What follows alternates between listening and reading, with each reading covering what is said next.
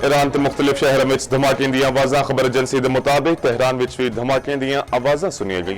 तबरेज़ ते इस्फहान में भी धमाके सुने गए। इसराइली फ़ज़ाइये ने मगरबी ते वस्ती ईरान में फौजी अहदाफ नूं निशाना बनाया। इस तो पहला ईरान ने बैरूत उत्ते हमले के जवाब होनी रियासत उत्ते हमला किया। ईरानी मीडिया के मुताबिक हैफा ते मकबूजा फलस्तीन के इलाकों में धमाके दी आवाज़ा सुनिया गई। इसराइली फोर्सेस के मुताबिक इसराइल के शहर हैफा ते दूजे इलाकों में सायरन बज उठे। ईरानी पासदानी इनकलाब का कहना है कि इसराइल नूं लबनान उत्ते हमले रोकने पैणगे। इसराइल लबनान उत्ते हमले रोक देवे नहीं तो नताइज होर तबाहकुन होणगे। इसराइल उत्ते होर हमलियां दी भी वार्निंग।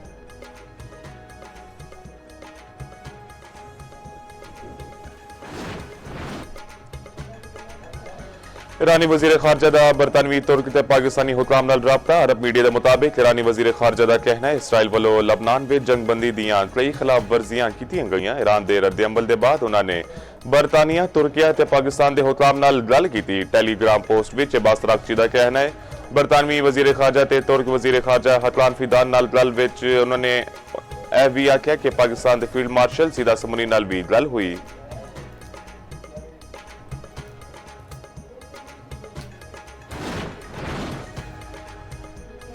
गिलगित बल्तिस्तान के इंतखाबात विच पीपल्स पार्टी का पलड़ा भारी। 9 उम्मीदवार कामयाब। 24 विचों 17 हल्कों के नतायज आ गए। 6 आजाद उम्मीदवार जित गए। नून लीग के एक उम्मीदवार ने कामयाबी हासिल की थी। एक नशिस्त मजलिस वहदत अल मुस्लिमीन ने जीत ली थी।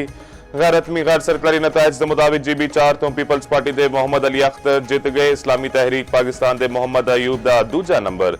GB 5 निगर तो PPP के जुल्फिकार अली मुराद कामयाब। MWM के रियाज अकबर दूजे नंबर उत्ते। GB 6 हुंजा तो आजाद उम्मीदवार नेक नाम करीम जित गए। PPP के इम्तियाज उल हक दूजे नंबर उत्ते रहे। GB 7 तो पीपल्स पार्टी के तोकीर मेहदी कामयाब होए।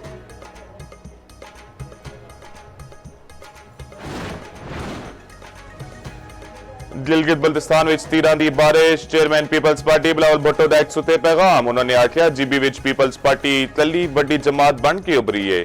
असी गिलगित बल्तिस्तान विच हुकूमत बनाने की कोशिश करांगे। मैं आवाम दे एतमाद उत्ते उन्हां दा शुक्रगुजार हां। जे अलियां नूं जित उत्ते मुबारकबाद पेश करदे हां।